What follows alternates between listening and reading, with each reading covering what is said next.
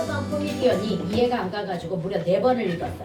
물론 집중해가지고 읽어야 되는데 솔직히 막 이것저것 하느라고 집중하지 못해가지고 잘 이해를 못했던 부분도 좀 없지 않아 있긴 하지만, 그리고 4번을 읽고 내린 결과는 내가 이해가 안 갔던 이유가 사실은 뭐 때문이었냐면, 이 작품의 해설을 보고, 그러니까 이 작품이 EBS에서 해설 나오는 거나 아니면 이 뒤쪽에 보게 되면, 이게 지금 보통 낯선 작품 나오면 뭐 봐야 돼? 보기 보고 기준을 잡아줘야 되는 거거든. 선생님도 이거 처음 본 소설이고요. 얘가 2007년에 나와. 심지어 배경은 2001년이야.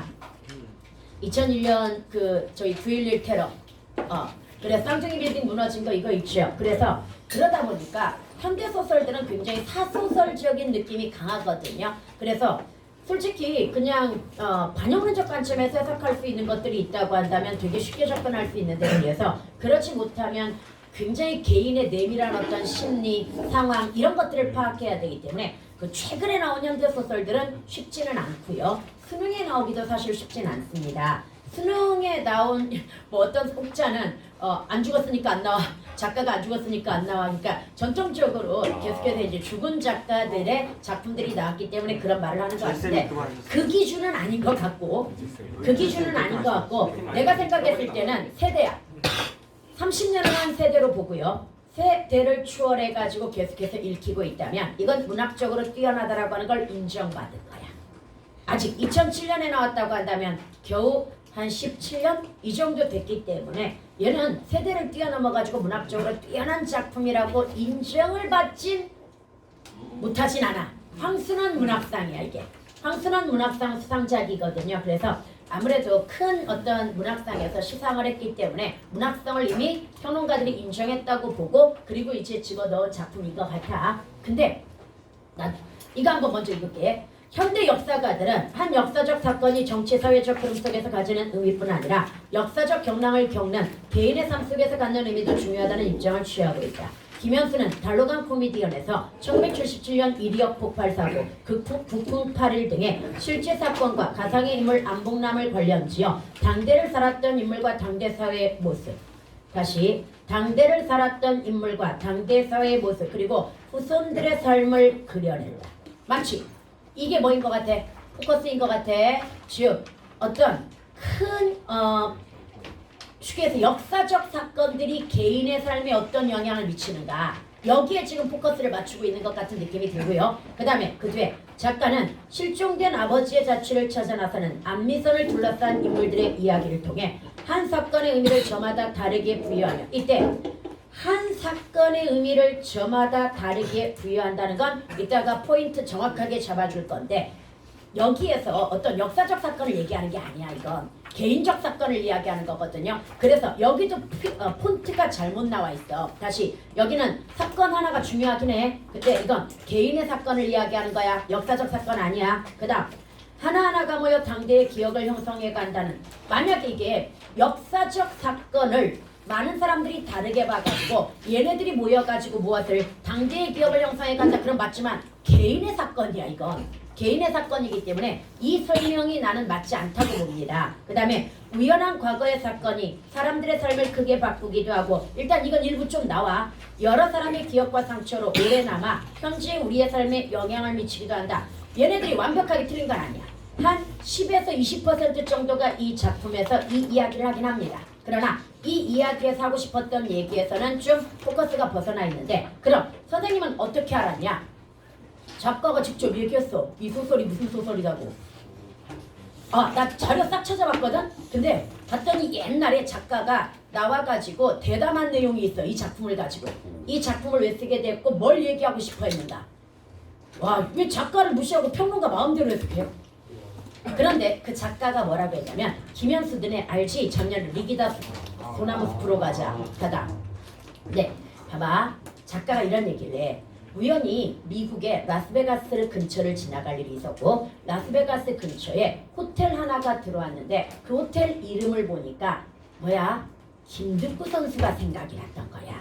김득구 선수는 어떤 인물이냐면요, 유명한 복서, 그러니까 유명한, 그 전까지는 사실 유명한 복서였는지는 모르겠고 약간 복서야. 근데 집이 찢어지게 가난했어.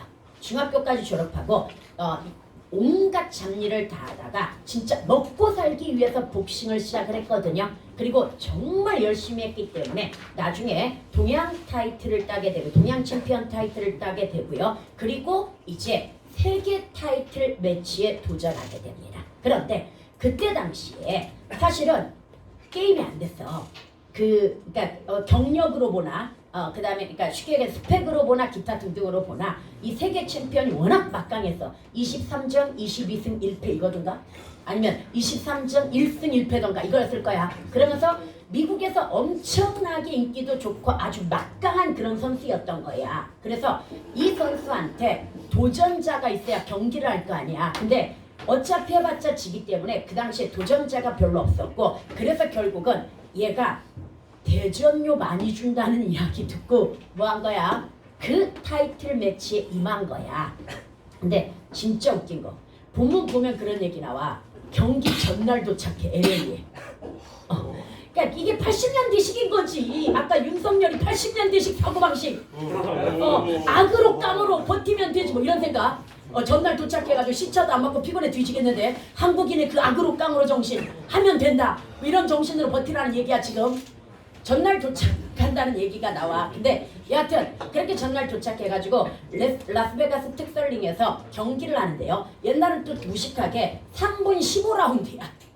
3분 맞아요. 그러면 3분 동안 한 라운드 3분이에요? 한 라운드가 3분이고 이걸 15라운드까지 뛰어야 돼. 그러니까 중간에 KO패가 안 나오면. 근데 문제는 그 당시에 많은 사람들이 왜 그 저기들 있잖아. 도박사들 있잖아. 도박사들이 점치기로는 이거 언제 끝난다? 3라운드에 김두구가 KO패 당하는 시나리오였어. 근데 아까 얘기했던 우리 한국인의 정신 악으로 깡으로 죽을 깡으로 아니 죽을 정도 고통스러우면 뭐 해야 돼?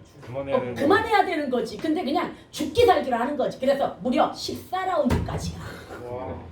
그런데 의외로 잘 싸우긴 했어. 김두구가 그때 생방송으로 방송했는데 물론 나는 못 봤지만 생방송으로 방송했는데 의외로 잘 싸우긴 했다고 그래. 근데 얘를 힘들게 만든 사건이 하나 뭐냐면 10라운드에 있었어.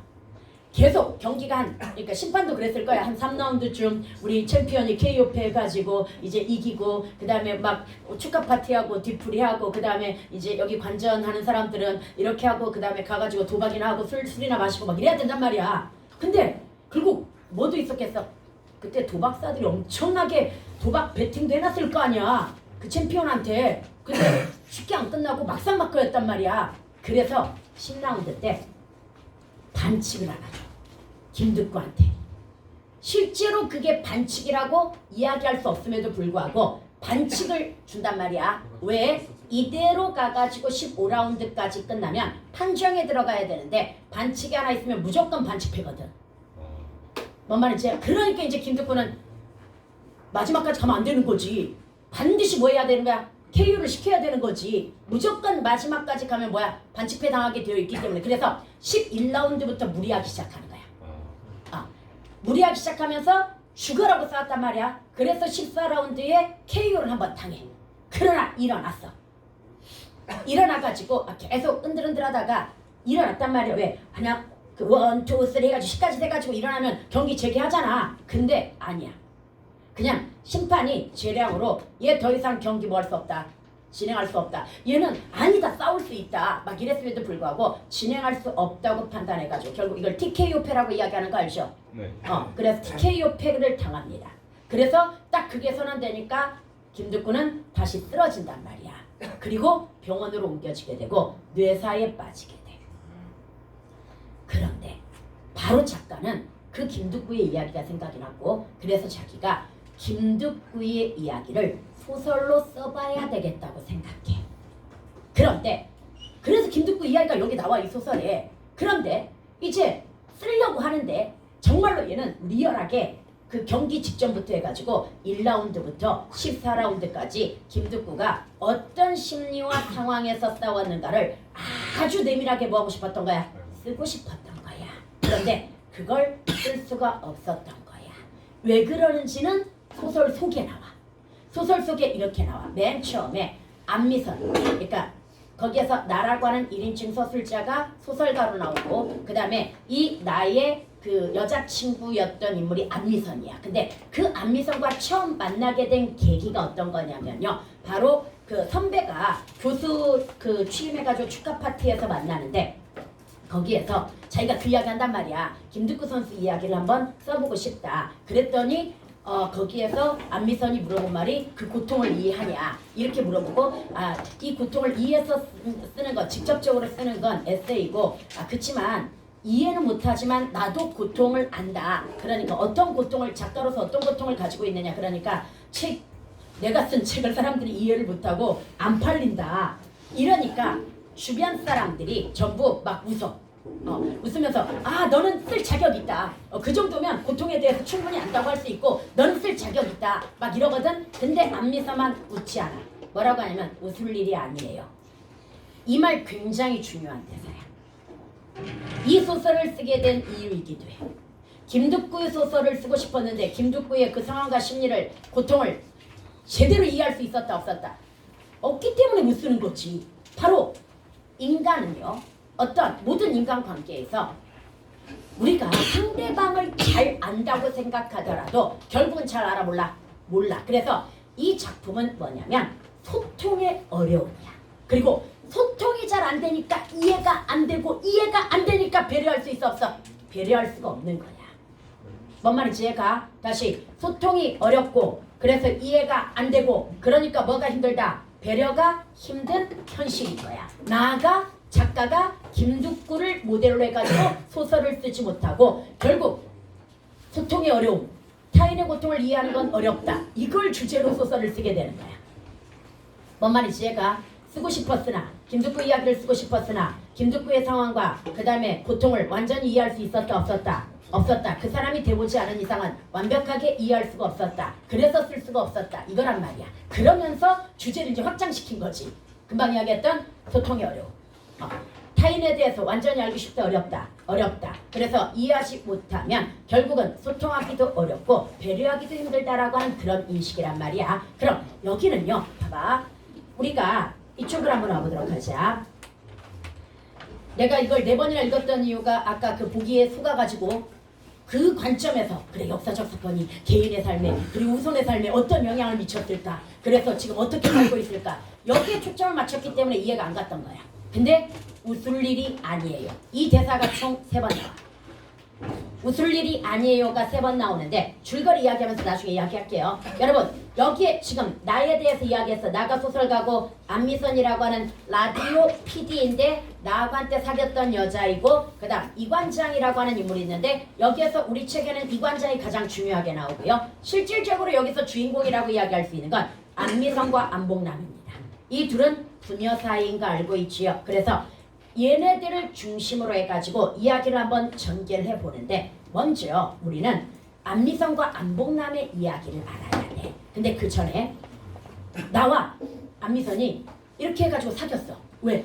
아까 웃을 일이 아니에요. 다른 사람들은 그냥 다 뭐야? 비웃는데 웃을 일이 아니에요 라고 하는 건 내가 진짜로 내가 쓴 소설을 사람들이 이해하지 못하고 팔리지 않는 거에 대해서 고통스러운 걸 진지하게 이해해 준 건 누구밖에 없어. 안미선밖에 없는 거지. 통한 거지. 그래서 이 둘이 사귄단 말이야. 그리고 8개월에 접어들 무렵 나는 안미선에게 결혼하자고 이야기합니다. 그런데 안미선은 일단 뜨뜻미지근하게 넘어가고요. 한 달 뒤에 오히려 이별을 구합니다. 근데 그 한 달 뒤에 이별을 구하게 되는 사건이 9.11 테러 사건으로 쌍둥이 빌딩이 무너지는 장면을 보면서 이별을 구합니다. 문제는 나는 이해가 안 가는 거야. 여기 밑에 납득이 안 가는 거야. 아니 특별히 무슨 문제가 있었던 게 아니거든. 서로 잘 안 맞았다거나 싸웠거나 막 이런 문제가 있는 게 아니었는데 갑자기 9.11 테러 TV에서 중계되는 걸 보더니 헤어지자고 하는 거야. 그래서 시계에서 채였단 말이야. 그리고 그 뒤에 납득이 돼 안 돼? 납득이 안 돼. 그래서 혼자 열받았다가 그 다음에 우울했다가 막 이러다가 3년 뒤에 낮술을 마셔. 낮술을 마시면서 진짜 이유가 궁금했단 말이지. 그래서 얘는 3년 뒤에 술 마시고 대낮에 그 라디오 방송국에 찾아가지고 깽판을 부려. 안미선 나오라고. 그래서 안미선 나와가지고 밖으로 나온단 말이야. 근데 막상 깽판 부릴 때는 나하고 헤어진 이유가 뭐냐 이러면서 막 묻고 싶었는데 막상 만나고 나니까 또 쫙 속으로 들어. 그러면서 그냥 고개 숙이고 걸어가다가 못 봐가지고 전신중가에 꽝 부딪혀가지고 뒤로 딱 넘어지는데 이때 안미선은 그걸 보고 깔깔깔거려. 그랬더니 이때도 하는 말이 있어. 웃을 일이 아니에요. 이렇게 이야기해. 자기는 굉장히 심각하게 아프거든. 그래놓고 그날 왜 이별했는지도 묻지도 못해. 그냥 그 이별의 원인은 9.11 테러 때문이었어. 우리가 그냥 쌍둥이 빌딩 무너진 것 때문에 이별한 거 맞지? 그냥 태평양에 뭐가 일어나가지고 이별한 거나 마찬가지지. 그러면서 우스갯소리로 넘기면서 이제 헤어지려고 해. 저기가 안미선이 저녁 약속이 있다고 하면서 가려고 한단 말이야. 근데 얘가 마지막으로 이 이야기를 해. 미국 인디언 중에 에이아크어를 마지막으로 구사하는 할머니 한 분이 있다. 그러니까 쉽게 얘기해서 이제 이 에이아크어를 마지막으로 구사하는 이 할머니는 이 에이아크어로는 누구하고도 소통할 수 있어 없어? 없어. 그래서 인터뷰한 내용. 어떤 내용이냐면 어쩌다가 제가 이렇게 마지막 사람이 되었는지 모르겠어요. 그러나 그 누구하고도 이제 이야기할 수 없다는 거, 알아들을 수 없다는 거, 이런 것들이 너무 슬플 뿐이에요. 이 이야기에 갑자기 안미선이 관심을 보이면서 그러니까 저녁 약속을 깨고 거기서 그 이야기를 듣고 이걸 계기로 해가지고 안미선은 미국으로 유학을 가. 미국으로 왜 유학을 가냐면 일단 이 에이아크 언어를 소스로 해가지고 사라져가는 언어들에 대한 연구라고 하는 연구 계획을 세워가지고 영상자료라는 하여간 어디에서 지원을 받아가지고 유학을 간단 말이야. 근데 사실 이 목적 중에 하나는 아버지를 찾기 위해서야. 무려 18년 플러스 3년 21년 전 21년 전에 미국에서 실종된 아버지를 찾기 위해서 얘는 미국으로 가는 거란 말이야. 근데 조금 있다가 이 에이아크 언어에 관한 이야기도 굉장히 중요한 메시지야. 이제 더 이상 언어로 소통이 가능하다 불가능하다? 불가능하다라고 하는 거. 뭔 말인지 알까? 소통. 아까도 이야기했잖아. 이 작품의 모든 키워드는 어디에 맞춰져 있다? 소통이 되지 않는 거. 그래서 이해를 하지 못하는 거. 그러니까 쉽게 얘기해서 너네가 아프리카어 쓰는 사람과 너네가 만나가지고 얘기하는 때 느끼는 답답함. 이거 똑같은 거야. 그래서 여기 에이아크 언어 인디안 할머니의 이야기도 소통 불가의 고통이야. 고통과 슬픔이야. 오케이. 그래서 이제 여기에서 미국으로 갔단 말이야. 근데 미국으로 간 안미선이 나에게 어느 날 편지와 CD 한 장을 보내. 그리고 그 편지 속에서 사실은 사귈 때는 단 한 번도 이야기하지 않았던 자신의 가족의 내력을 이야기해. 그럼 결론적으로 이 둘 사이가 아까 애인 사이였지만 아는 거 있어 없어? 아는 거 없지. 소통이 됐어 안 됐어? 안 됐었던 거지. 뭔 말인지 이해가? 그런데 드디어 얘가 아버지 이야기를 한단 말이야. 그러면서 자기가 아버지에 대해 모은 자료들을 담아놓은 CD가 있는데 이걸 이관장님한테 전달해달라고 부탁을 해서 우리 본문에 나와 있는 이관장을 찾아온 거야. 그리고 이관장을 찾아와가지고 일단 왜 안미선과 헤어졌는가라고 하는 이유를 알아가게 되는 거야. 뭔 말인지. 그러니까 쉽게 해서 안미선과 나는 뭐였던 거야? 아까 얘기했던 안미선은 아프리카어를 쓰는 애였고 나는 한국어를 쓰는 애였던 거지. 서로 의사소통이 돼야 안 됐었던 거고 이해를 못하니까 서로에 대한 배려가 있어 없어? 없어. 그리고 이제 안미선이 왜 결혼을 거절했는가에 대해서는 이제 안미선에 관한 이야기. 편지다. 다시 안미선과 안미선의 아버지의 내력은 뭘 통해서 알게 된다? 편지를 통해서 알게 됩니다. 그 전에는 전혀 몰랐습니다. 이런 것도 시험 포인트야. 니네 학교는 이런 거 좋아하잖아.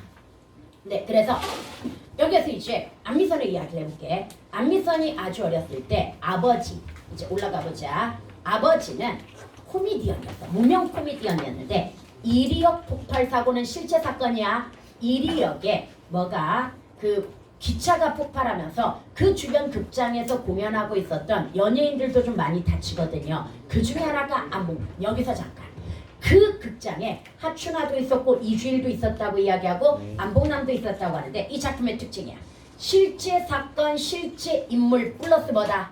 허구. 안미선과 안봉남만 뭐다? 허구에 해당이 됩니다. 이해갑니까? 그래서 이걸 교묘하게 섞어가지고 주제에 접근하는 거야 지금. 그런데 바로 이리역 폭발 사고로 안봉남은 눈을 다치게 되고요. 문제는 그 눈을 다쳐가지고 시력을 점점 잃어가는데 아마 가족들한테는 이야기를 안 했던 거가 왜냐면 가장으로서의 어떤 책임감, 돈을 벌어야 된다는 책임감 이런 거였을 거라고 추정이 되는데요. 여하튼 간에 드디어 80년에 저질 바보 연기로 TV에 출연을 하게 돼. 나오잖아 이 장면은. 오빠들은 되게 좋아하지만 나는 그런 아버지가 너무나 부끄럽잖아. 집에서는 나름 검은 뿔테 안경 쓰고 좀 근엄한 그런 모습을 보이는 또는 예민한 성격을 보이는 아버지가 그렇게 방송에서 저질 연기하는 거 보니까 심히 뭐 했던 거야? 어린 마음에 이때 한 6살 때 되거든요. 부끄러웠던 거야. 그런데 문제는 그 뒤야. 얘들아 여기서부터는 봐봐. 아니 3번까지는 하고 전두환 독재 정권 때 전두환 독재 정권 때요. 80년이거든요. 전두환 독재 정권의 시작이. 근데 그 80년에 무슨 문제가 발생을 하냐면 바로 어떤 연예인 정화 운동이라고 해가지고 TV에서 저질 연예인으로 낙인 찍은 코미디언들 그때 유명했던 이주일, 배삼룡 막 이런 사람들 있잖아. 다 퇴출이 됩니다. TV에서. 연예인 정화 운동이라고 해가지고. 그런데 그 누구보다도 저질 연기를 했던 누구? 아버지는 그 뒤로도 당당히 TV에 계속해서 출연을 합니다. 일단 여기까지는 안미선이 기억하는 아버지야. 안미선이 기억하는 아버지인데 이해가 안 가지. 다른 저질 연예인들이라고 해가지고 전부 퇴출됐는데 아버지는 계속 TV에서 승승장구한다는 거. 특히 그 빈자리를 또 채워가지고 방송 출연도 많이 하고 돈도 많이 벌어가지고 2층 양옥집도 사고 그러면서 잘 나간단 말이야. 그런데 문제는 나중에 81년에 있었던 국풍 81이라고 하는 대규모 국가주도의 정부 행사가 있었거든요. 여기까지 출연하게 돼. 아버지는. 그래서 여기서 출연해가지고 공연을 하는데 역시 그 공연 자체도 굉장히 아버지가 주특기가 슬랩스틱인데 정말 이리 부딪히고 넘어지고 막 저질 연기하다가 결국은 마지막에 쾌시나 칭칭나네라고 하는 노래를 부르면서 갑자기 성분이 나셨도다 이러면서 외치다가 어디로 그 무대 아래로 걸어 나오다가 떨어져 버린단 말이야. 그리고 그 이후로 아버지는 방송에서 사라져. 그런데 바로 나는 나중에 이제 아무래도 PD다 보니까 영상자료원이라든지 기타 등등 여러 군데서 방송을 했던 아버지의 자료들을 찾을 수 있었을 거란 말이야. 나는 어떤 자료를 하나 찾냐면 대한뉴스라고 하는 그 대한뉴스에 대한뉴스가 뭔지 아니? 아니요. 홍보뉴스야. 보통은 영화관이나 막 이런 데서 틀어주는 건데 대한뉴스 전두환 대통령께서는 오늘 어디를 시찰하셨고 어디를 방문하셨고 어디를 뭘 당부하셨고 그러면서 어쩌고저쩌고 나라를 위해 열심히 일하셨습니다. 그 다음에 이순자 여사께서는 어쩌고저쩌고 우리나라가 그래서 어떻게 발전하고 있고 막 이런 거 있잖아. 이런 거 보여주는 게 바로 뭐야? 한 5분짜리야 이게. 대한뉴스가 국정 홍보 뉴스거든요. 그래서 바로 국정 홍보 뉴스를 보는데 거기에 바로 전두환 대통령이 청와대 입성하는 장면이 있어. 그러니까 청와대 이제 대통령 당선돼가지고 청와대 들어가는 장면. 근데 그 들어가는 장면에서 아버지가 그 앞에서 그 많은 시민들과 같이 있으면서 뭐 하냐면 성군이 나셨도다, 성군이 나셨도다 이걸 계속 외치고 있어. 나는 여기에서 엄청나게 부끄러움을 느낍니다. 왜냐? 결국은 오늘날의 관점에서는 정당하지 못한 정권이죠. 정당하지 못한 정권에 대한 뭐가 되는 거야? 아부가 되는 거잖아 지금. 그리고 아버지가 방송에서 퇴출되지 않았던 이유도 바로 저기에 있었겠지. 권력에 뭐 했겠어? 아부했겠지. 권력에 아부해가지고 살아남았겠지. 그래서 북풍 무대에도 섰겠지.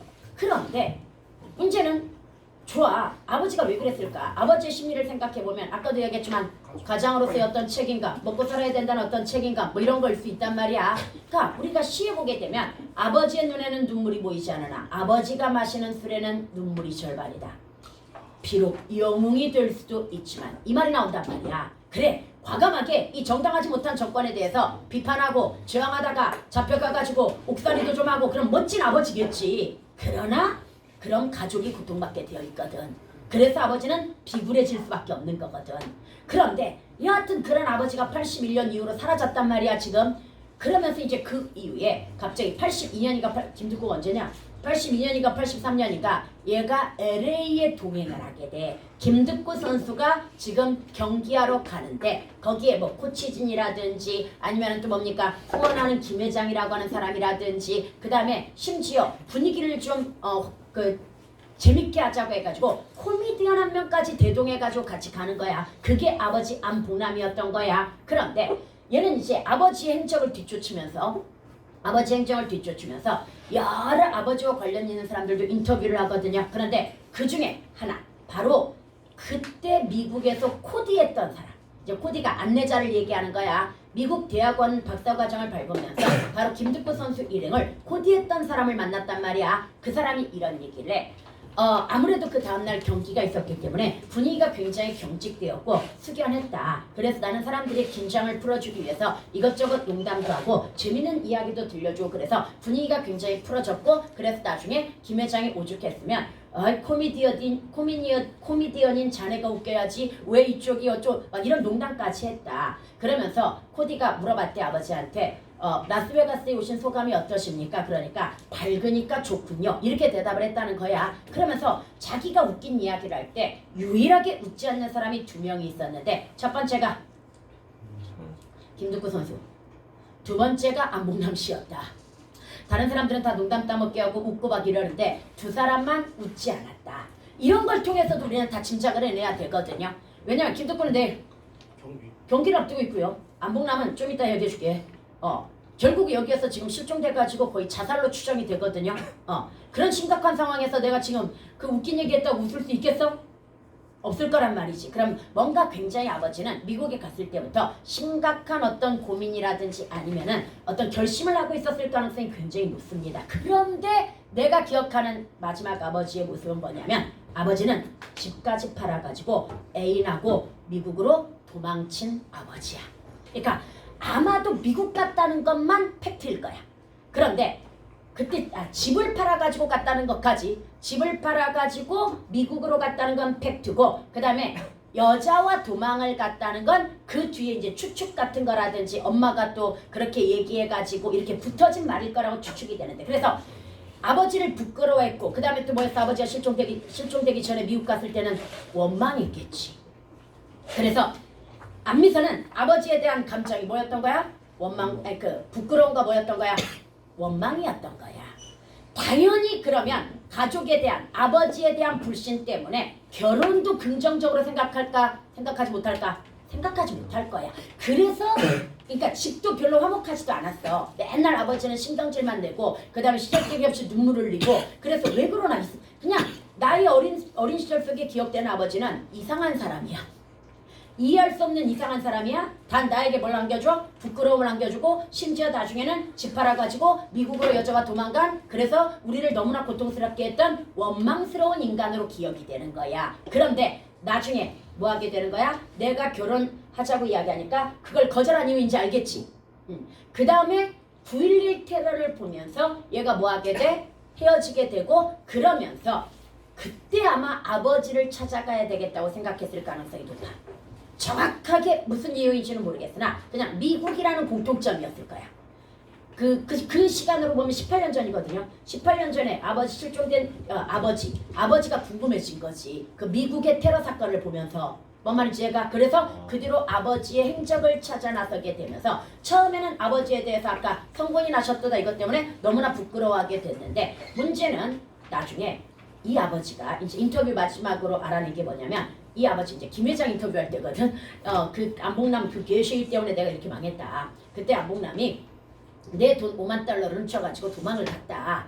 심지어 그 자기가 가지고 왔던 돈도 그 카지노에서 다 탕진하고 내 돈마저 훔쳐가지고. 그런데 또 이걸 코디한테 들어보니까 그 가지고 온 돈을 그 카지노에서 탕진한 건 맞다. 근데 그 5만 달러는 카지노에서 쓴 것 같진 않다. 왜냐면 자동차를 렌트해가지고 사막, 그러니까 라스베가스 바깥쪽이 다 사막이잖아. 그 사막을 지나가다가 그 렌트한 차가 딱 사막 한가운데에 멈춰 있었다. 거기서 찾아냈는데 거기에서는 양쪽으로 어디도 길이 너무 멀기 때문에 갈 수 없고 흔적도 없는 걸로 봐서 아마 사막으로 들어간 걸로 추정이 된다. 거기에서 차를 멈추고. 그럼 결론적으로 사막으로 들어갔다는 건 아버지가 뭐 했다는 얘기야? 자살했을 가능성이 굉장히 높습니다. 그래서 바로 이렇게 조사된 자료들을 모두 한 CD에 뭐 한 거야? 모으면서 처음에는 원망스럽고 불렀던 아버지에 대해서 점점 더 할 수 없게 되는 거야. 내가 몰랐던 아버지 모습들이 너무 많이 나타나니까. 그러면서 처음에는 이 CD의 제목을 달이라고 적었다가 나중에 거기에다 달로간 코미디언으로 덧붙이게 되는 거야. 그럼 달로간 코미디언의 의미가 뭐냐? 이제 우리 줄거리는 거의 다 끝났어. 지금 이관장과의 이야기만 남았어. 이제 줄거리는 바로 이거 보자. 봐봐. 아까 한 사건을 다양하게 본다는 이야기가 나오죠. 그 역사적 사건 두고 얘기하는 거 아니야. 안봉남이 아까 성군이 나셨도다라고 외치는 장면이 있거든요. 그래서 어떤 사람은 이 안봉남을 억지 웃음을 만드는 저질 코미디언으로 기억할 것이고요. 어떤 사람은 정당성 없는 정권을 찬양하는 도구, 대한뉴스에서만 봤다면 그렇게 생각할 것이고, 코미디만 봤다면 또 이렇게 생각할 것이고, 그 다음에 누구는 나에게는 가족을 버린 아버지로 기억되고 있죠. 이상한 사람으로 기억되고 있죠. 그리고 이제 나중에 우연히 일관계로 이관장을 만나게 된단 말이야. 점자 도서관의 관장이면서 시각장애인입니다. 그런데 우연히 대화를 하다가 안미선의 아버지가 안봉남이라는 사실을 알게 됩니다. 그러면서 안미선은 원망스러운 그러한 감정으로 아버지가 집을 팔아가지고 미국으로 여자와 도망갔다는 이야기를 한단 말이야. 북풍파리를 끝으로. 그러니까 이때 의외. 여기에서 안봉남 씨는 코미디언이었고 TV에 자주 나왔으니까 잘 알았을 것이고요. 그 다음 여기서 하나 조심해야 될 게 있어. 이 줄거리 파악 잘해야 될 부분이 뭐냐면, 안봉남에 대해서 이해할 수 있는 이유를 알고 있어야 돼. 이 사람은 1981년까지는 시력이 살아있었어. 이관장은. 그런데 그렇게 시력이 살아있다가 어디다 써놨지? 여기 나중에 그 병 때문에 실명을 하게 되고요. 심지어 뭐까지가 부딪혀가지고 안구 파열까지 갑니다. 이제 안구 파열되고 나 사실은 나중에 기술이 좀 더 좋아지면 병을 고칠 수 있을까 싶어가지고 안구를 적출하고 싶지 않았으나, 안구가 파열된 뒤로는 계속해서 막 이상한 환영이 보이고 무지개가 보이고 막 이런단 말이야. 그래서 어쩔 수 없이 환상의 고통 때문에 안구를 적출하게 됩니다. 그래서 그 뒤로는 이제 뭘로 가? 암흑의 세계로 가게 되고요. 지금은 다른 감각으로 사람을 이해하고 있는 그런 인물이야. 이게 81년도까지는 볼 수 있었다는 게 중요해. 아까 81년도에 뭐가 있었어? 북풍 8일이 있었고요. 바로 이 사람은 TV로 뭘 봤던 거야? 그 안봉남 씨를 봤던 거야. 안봉남 씨를 봤는데 여기서 조심해야 될 건, 그걸 보는 그 순간 안봉남 씨가 눈이 많이 안 좋구나, 거의 실명 상태구나를 깨달은 게 아니야. 그걸 볼 때 유난히 여기저기 부딪히고 넘어지고, 심지어 마지막에 뭐 했습니까? 떨어졌단 말이야. 근데 이런 이야기를 해. 아무래도 그 실명이 1981년 이후다 보니까 가장 기억에 각인되어 있는 것이 1981년에 봤던 것들이야. 그래서 나중에 그 봤던 것들, 이제 직접 볼 수 없으니까 봤던 것들을 기억하겠지. 곰곰이 생각해보니 그 안봉남 씨는 그때 내가 지금 눈을 잃고 실명하고 나서 생각해보니까 그때 안봉남 씨도 뭐였던 거야? 거의 눈이 안 보였던 거야. 그건 일상적인 사람들이 넘어지고 부딪힐 수 있는 게 아닌 거지. 실제로 시각장애를 가진 사람만이 할 수 있는 그런 행동이었던 거지. 그래서 여기서 이야기를 하는 거지. 아니 그때는 치료를 했어야 했을 텐데요. 본문에 나오잖아. 바로 그렇게 이야기를 하면서 결국 안미선은 아버지에 대해서 이제 뭐 하게 되는 거야? 이해하게 되는 거야. 아버지는 사실은 이리역 폭발 사고로 인하여 거의 눈을 다쳐가지고 실명에 가까워지고 있었고, 그래서 집에서는 안미선은 아버지가 술 먹고 와가지고 아침에 늦게 일어나서 눈에다가 술 깰라고 물수건 대고 있는 건 줄 알았는데, 눈이 너무 아프니까 물수건을 대고 있었던 거지. 그리고 아버지는 알 수 없는 눈물을 흘린다고 이야기했는데 눈이 아프니까 눈물을 흘렸던 거지. 뭔 말인지 얘가. 그래서 그 이해하지 못했던 아버지의 모습들을 생각하면서 이제서야 아버지의 고통을 어느 정도는 이해하게 되고, 그래서 이관장 앞에서 뭐 했던 거야? 눈물을 흘렸던 거고, 그러면서 이제 미국으로 뭐 하게 되는 거야? 날아가게 되는 거지. 이해 갑니까? 그렇게 해가지고 나에게 지금 편지와 뭘 보냈어? CD를 보낸 거란 말이야. 그런데 이제 마지막 이관장에 대해서 마무리하면 돼. 이관장이라고 하는 인물과 나가, 왜 미나야 미치려고 해? 힘들어? 만나가지고 이제 나에게 일단 먼저 의문. 둘이 사귀는 사이 아니었나요?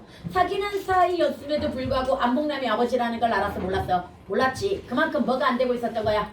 소통이 안 되고 있었던 거지. 그런데 이런 이야기. 저에게 물을 한 잔 달라고 이야기하는 장면이 있습니다. 그러면서 그 물을 달라고 하면서 소통하는 방식에 관해서 가르쳐 주는 거야. 사실은 우리는 이런 거지. 지금 일상적인 사람의 입장에서 시각 장애인의 입장을 배려를 잘 해 안 해?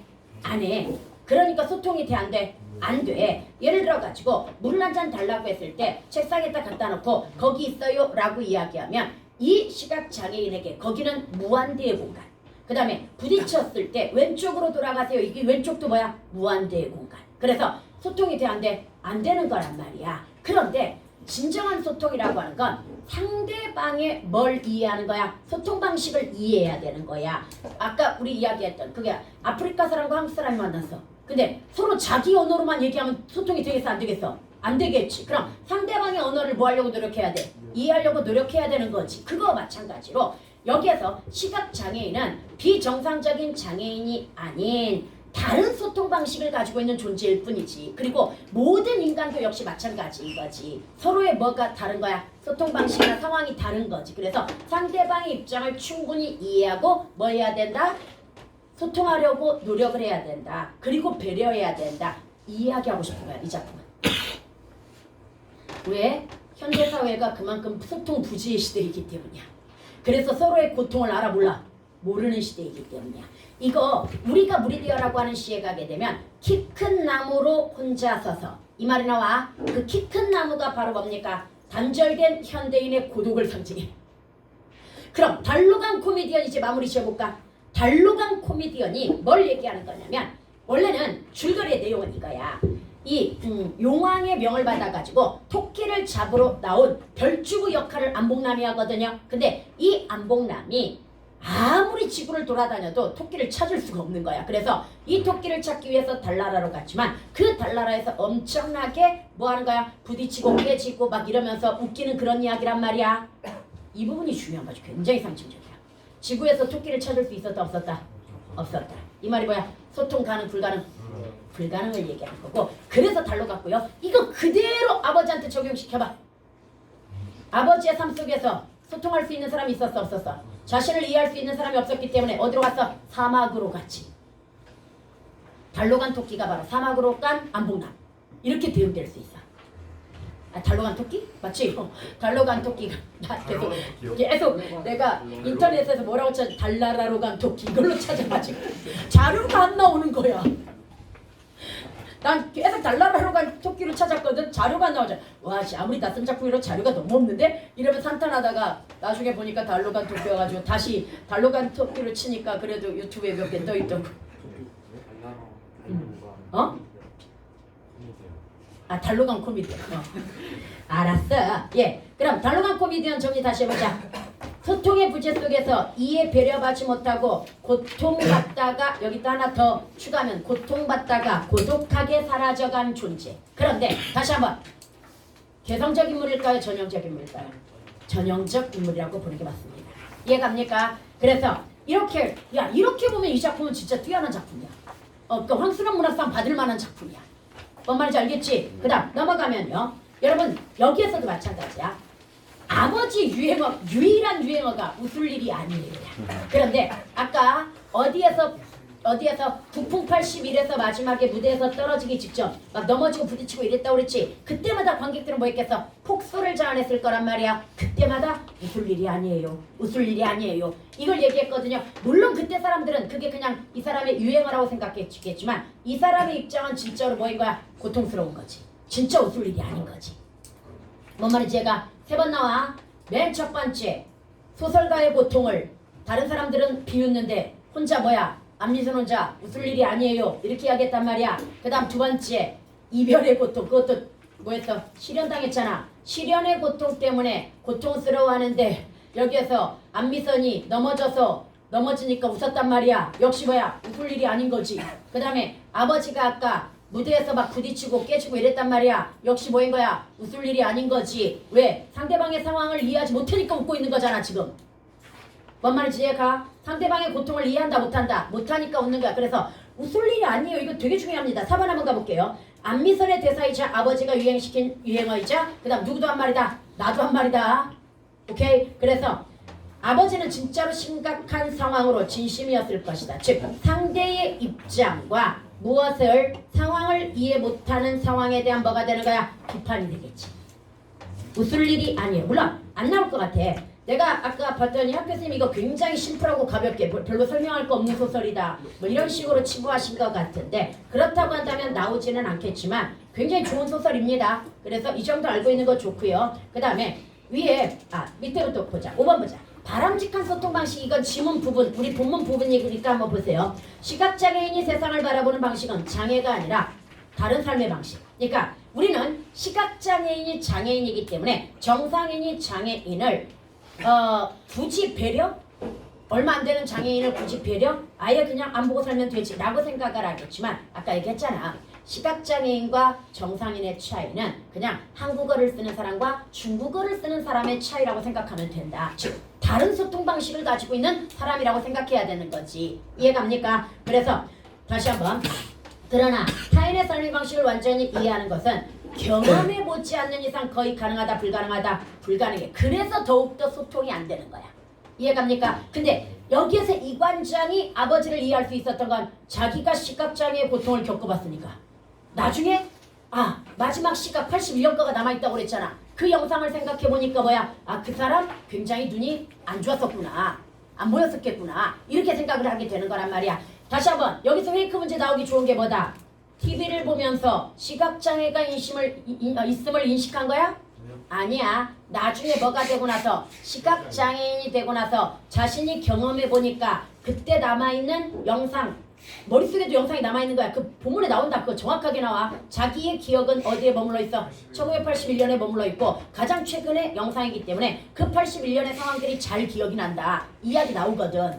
이해갑니까? 그래서 경험해봤기 때문에 누구를 이해하게 되는 거야? 81년의 안봉남을 이해하게 된다라고 하는 거. 뭔 말인지 알겠죠? 그래서 여기도 기억을 해두도록 하고요. 그 다음에 결국은 이런 소통의 부재가 뭘 낳는다? 오해와 갈등. 지금 나도 누구에 대해서 오해를 낳았었어? 아버지에 대해서. 그래서 오해와 갈등을 낳게 되고 그 다음 나와 안미선도 마찬가지고요. 이관장이 물을 달라고 했을 때 그의 손을 잡아 잔까지 끌었다. 이건 올바른 소통 방식이라는 얘기지. 왜? 시각장애인의 소통 방식으로 뭐 해준 거야? 소통을 해준 거잖아. 이해갑니까? 그런데 부딪혔을 때 시각장애인에게 왼쪽으로 가세요라는 말 이건 왼쪽은 무한대의 공간인데 그럼 상대방을 배려한 소통 방식이라고 얘기할 수 있어 없어? 없다라는 이야기이지. 그래서 바람직한 소통은 상대방의 입장과 상황을 이해하고 상대방의 소통 방식으로 소통하는 뭐다? 배려가 되는 거라고 하는 거. 이해갑니까? 그 다음에 이거 솔직히 시중에서 우리가 그 생명이라는 시 있잖아. 생명이라고 하는 시에 모든 건 뭐다? 고통 속에서 피어나는 것이기 때문에 그 고통을 이해하지 못하는 건 뭐 친구가 아니다. 마지막에 이야기 나오잖아. 거기하고도 연결할 수 있어. 상대의 고통을 이해하고 뭐 할 수 있어야 된다? 배려할 수 있어야 된다라고 하는 것과 여기에 바람직한 소통 방식하고 뭐한다?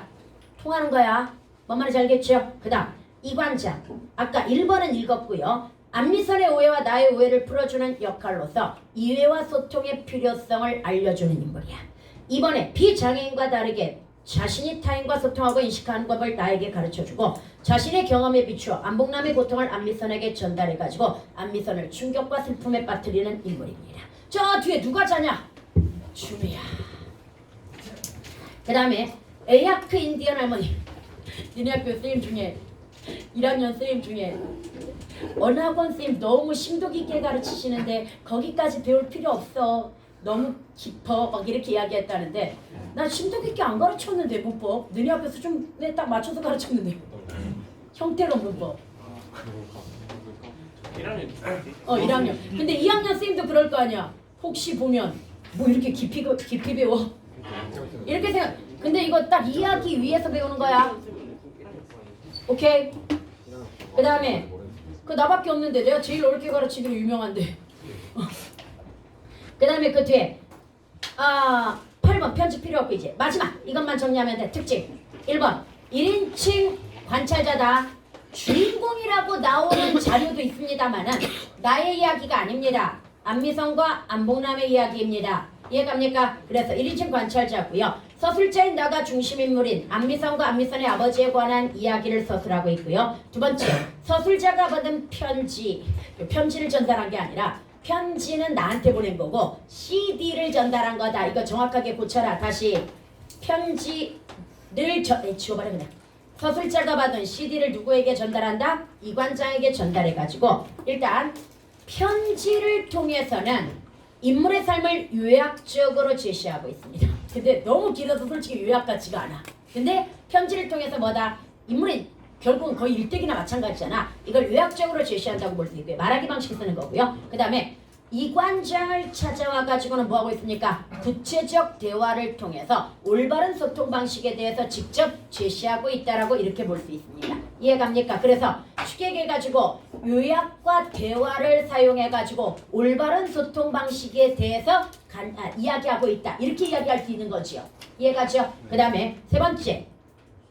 그래서 결국은 이걸 통해서 인물의 삶의 내력과 감추어진 내막 다시 할게. 요약과 대화를 통해서 인물들의 삶의 내력과 감추어진 내막이 뭐한다? 드러난다. 이해갑니까? 그 다음 구체적 시간, 장소, 실제 인물, 역사적 사건들이 끼어있고 여기에 4번 먼저 읽을게. 현실과 허구, 과거와 현재가 교묘하게 어울려. 그래서 결론적으로 이런 구체적 시간이나 장소나 실제 인물이나 역사적 사건은 무엇을? 사실성, 개연성을 높여주는 거야. 그 다음에 현실과 허구, 과거와 현재가 교묘하게 어울려 망각된 인물 누굽니까? 안목남이지. 이거 이관장과 대화를 기점으로 하면 21년 전이거든요. 아니다. 이관장과의 대화의 기점이 아니다. 저기 기점이다. 그 9.11 테러 해가지고 헤어진 날 아니다. 3년 뒤. 그러니까 봐봐. 처음 얘네들이 만난 건 아버지가 실종된 지 18년 뒤고 그 다음 3년 뒤에 찾아가지고 너 나 왜 찾았어? 뭐 궁금해서 찾아간 게 3년 뒤니까 21년 만에 유학을 간 거고 그리고 한 몇 개월 지났으니까 그냥 21년이라고 치자. 아버지가 실종된 지 21년. 바로 그런 망각된 인물을 실존의 맥락으로 다시 뭐 해내고 있는 거야? 복원해내고 있다라고 하는 거. 그런 존재가 있었다라고 하는 거. 우리가 이해하지 못했지만.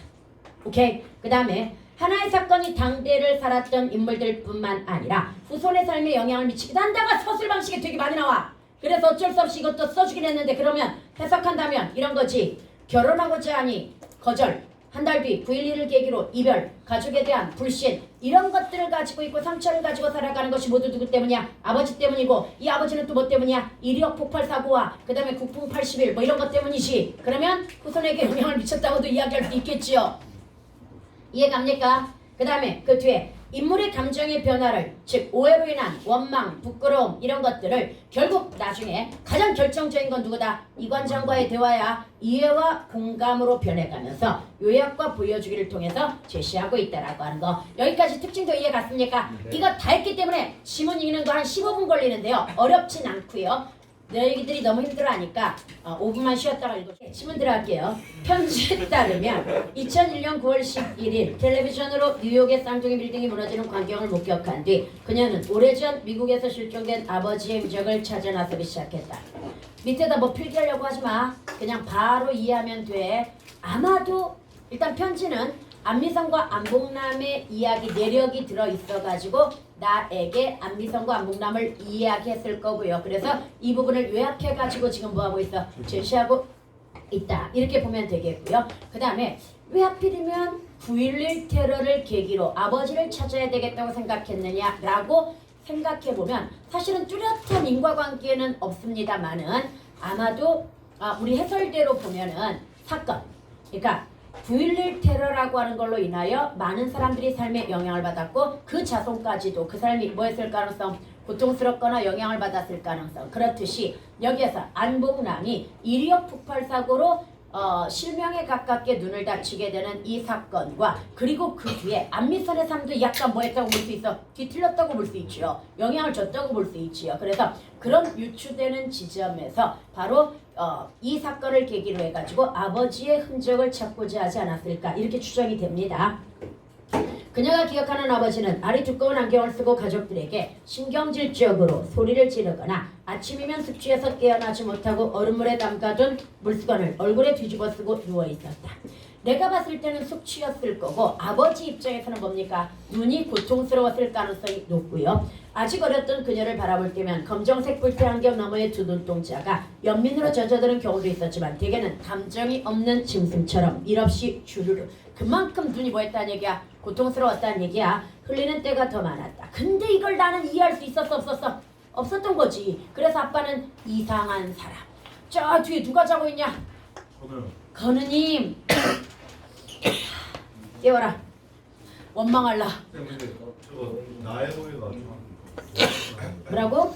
나의 오해가 정확히 뭐 말씀하시는 아 나는 아버지를 그냥 이상한 사람이라고 왜 저럴까 오해했다는 얘기고 아버지는 눈을 다쳐가지고 굉장히 고통스러웠다는 이야기고 그러면 나를 안미선으로 말씀하신 거죠? 그렇지. 그냥만 헷갈려서 이게 잘못 썼구나. 그녀로서는 아버지의 눈물을 단 한 방울도 이해할 수 없었다. 아 편지의 관점에서 이야기한 거야.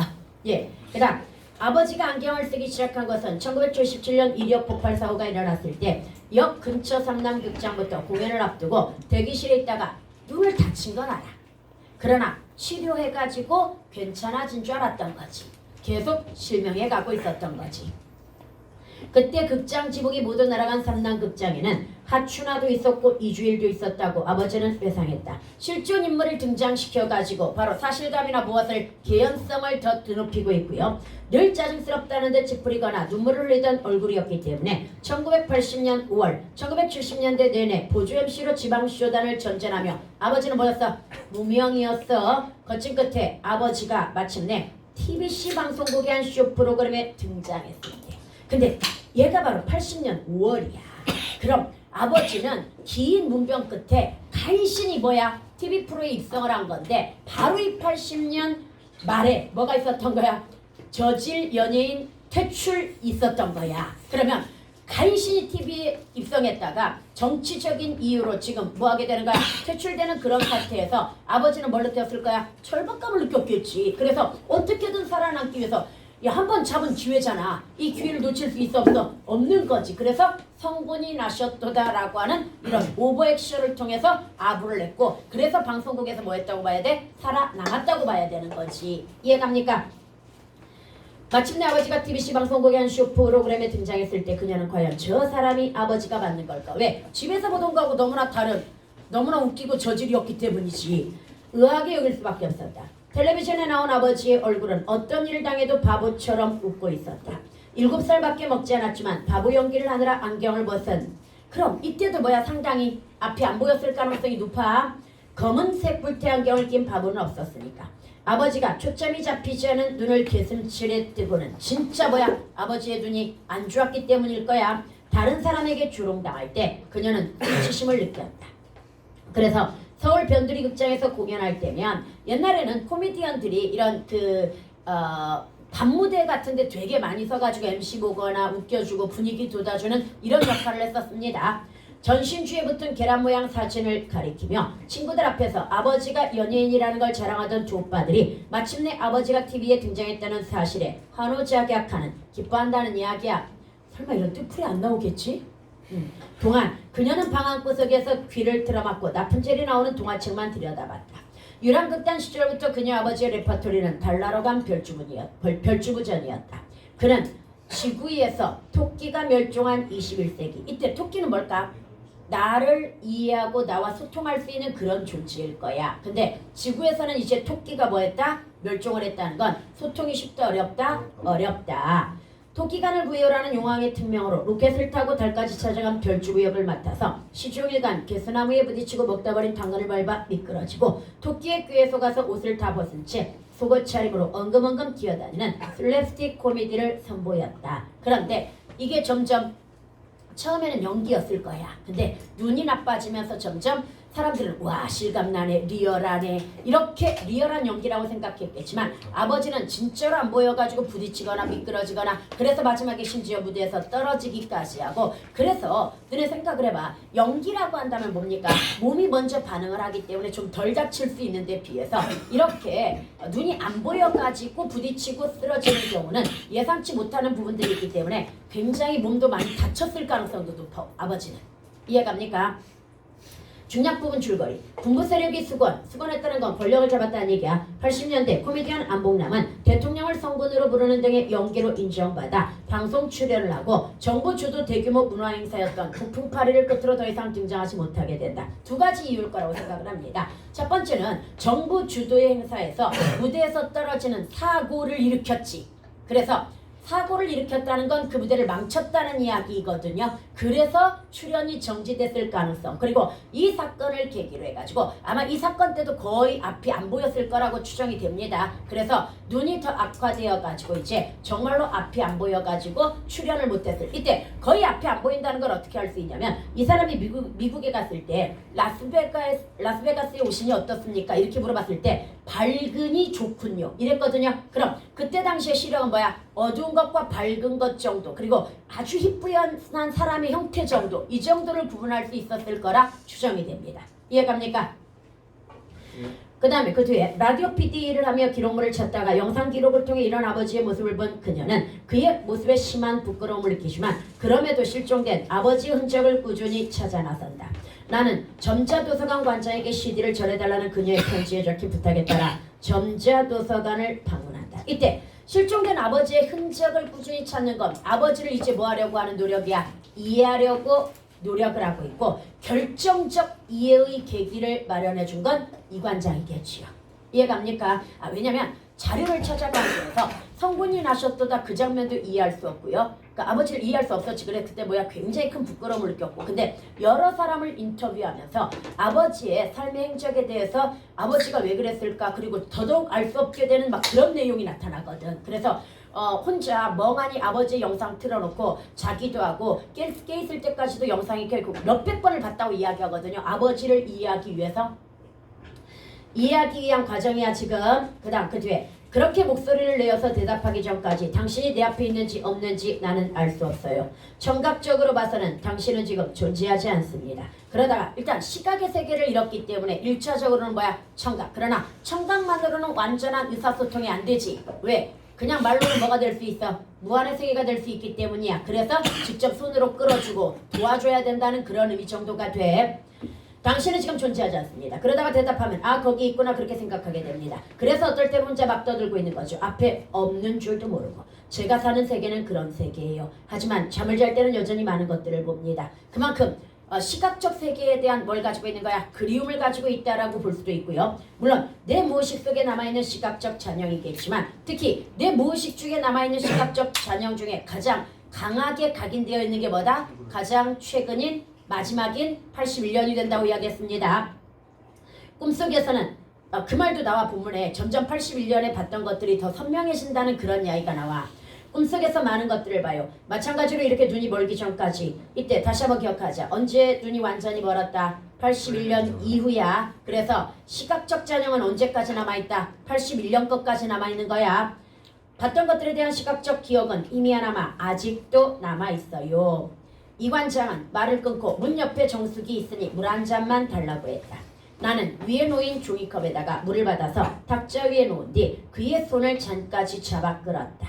이 관장이 잔을 들어 물을 마셨다. 좋습니다. 잘하십니다. 이거에 대한 평가죠. 즉 올바른 소통 방식을 가르쳐주고자 지금 물을 한 잔 부탁했고 그리고 기대에 부응해가지고 잘 소통했다고 볼 수 있는 거지요. 이렇게 하면 저희는 물을 마실 수 있죠. 소통이 가능하다는 얘기야.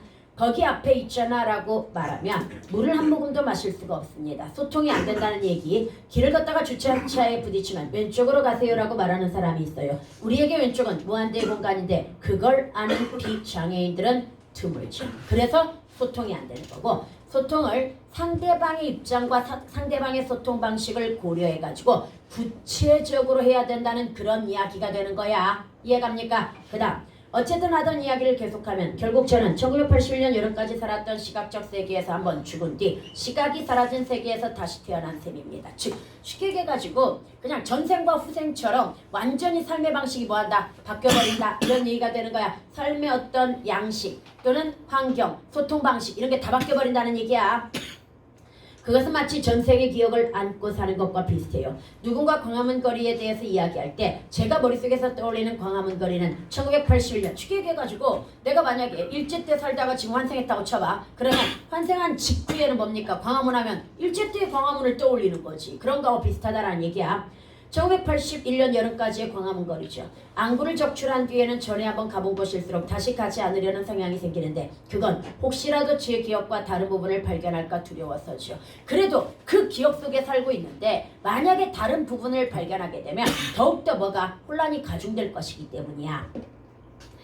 그건 아마도 성장을 두려워하는 일과 비슷할 테죠. 완강하게 과거의 시각적 자정만 붙들고 있는 셈입니다. 하지만 그쪽에 다른 사람들이 잘 기억하지 못하는 일도 저는 잘 기억합니다. 무슨 얘기하려고 하는 거야? 안봉남의 북풍 8일 그 장면을 얘기하려고 하는 거야. 예컨대 안PD의 아버지에 대해서도 마찬가지였습니다. 안PD의 아버지가 코미디언 안봉남 씨라는 건 아시겠죠? 이번에 조심해야 돼. 안봉남 씨가 안PD의 아버지라는 걸 이관장을 통해 알게 되었다. 이런 페이크에 속으면 안 돼. 편지 받고 한 거야. 편지 받고 알게 됐습니다. 아 그렇습니까? 두 사람은 서로 사랑하는 사이인 것 같은데 안PD는 아버지에 대해서 한마디도 안 했군요. 사랑하는 사이임에도 불구하고 소통이 됐다 안 됐다? 안 됐고 이게 바로 뭐의 원인일 거야? 실연의 이별의 원인일 거야. 이해갑니까? 이별의 원인일 거야. 나중에 마누라하고 소통 잘해. 내가 진짜 웃긴 거 하나 얘기해줄까? 우연히 유튜브에서 남편 허그에 관한 그런 유튜브가 있었어. 그래서 그냥 퇴근할 때마다 남편을 꼭 고생했어 하면서 이렇게 안아주는데 처음에는 남편이 멋쩍어 하다가 나중에는 이제 손이 나오고 그 다음에는 이제 기대하면서 들어오고 그래서 이제 이렇게 안아주는. 그래서 나도 이거 괜찮은데 해가지고 아침에 우리 신랑 출근할 때마다 나는 이제 안아주기로 했어. 그래서 난 그건 고생해 하고 이제 안아줬단 말이야. 그걸 일주일째 했는데도 아주 꿈쩍도 안 하더니 어제 아침에 드디어 손이 살짝 나왔다 들어왔어. 무심코 그냥 난 고생하고 와 그랬더니 손이 살짝 나왔다가 쑥스러운지 다시 그냥 들어갔는데 한 일주일만 지나면 이제 같이 안아주지 않을까? 느낌이? 진짜 너네도 저기야 엄마 아빠 좀 많이 안아드려라. 알았지? 절대 피하진 않아. 내가 잘 갔다 와 고생해하고 이렇게 안아주면 절대 피하진 않아.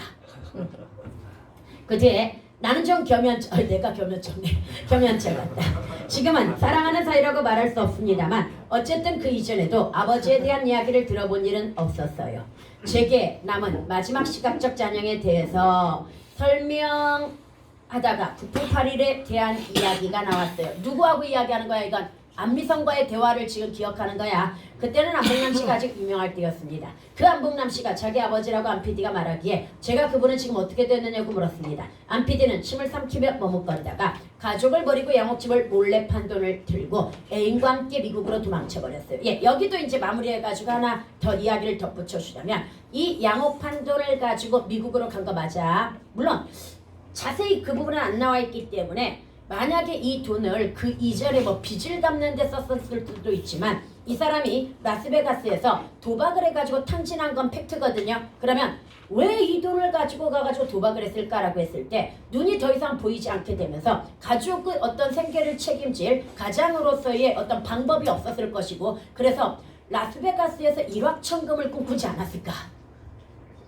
막 소문으로 여기에서 잭팟이 터져가지고 누가 일확천금 했다더라 아니면 처음 가면 누구나 조금씩은 다 딴다더라 막 이런 이야기. 그래서 그런 소문을 들으면서 한번 나도 일생을 걸고 도박을 한번 해보자는 그런 심리로 도박을 했을 가능성. 그런데 그걸 다 잊고 나니까 좌절절망한 상태에서 결국은 뭡니까? 그 5만 달러 훔쳐가지고 뭔가를 해볼까 하다가 그냥 포기하고 사막으로 가지 않았을까라고 하는 그런 생각.